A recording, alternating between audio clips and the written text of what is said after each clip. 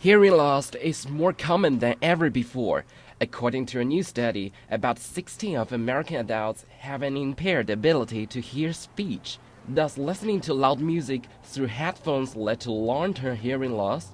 Ann Dux, professor of audiology at Boston University, explained how much damage your iPod might cause. There are a lot of people who are claiming that the iPod is tremendously dangerous and that we have many more children now that are at risk for hearing loss because of iPods and, MP3 players. Anything that you listen to that's louder than a certain level, a certain decibel level, whether it's an iPod or a music concert, will affect your hearing the same way. If it's louder than a certain level, the longer you are exposed to that level of sound, the more your hearing becomes at risk for permanent damage. Professor Dux explains that the cells inside your inner ear die when you are exposed to a high-volume environment.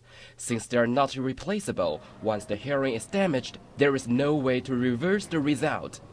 I got my first iPod when I was in 6th grade, and I remember I would always listen to it pretty loudly when my parents weren't around. And since hearing loss is pretty gradual, I didn't really notice it until I had to take a hearing test when I was at school.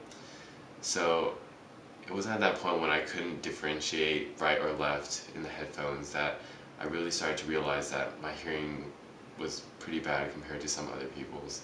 So because hearing loss is irreversible, I told myself that I should probably not listen to the iPod as much for not as long, and probably not in very noisy places where it would require me to turn up the volume higher.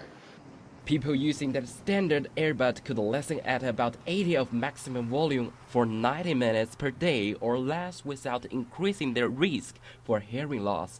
But the louder the volume, the shorter your duration should be. For BUTV 10, I'm Zhao Lingfeng in Boston.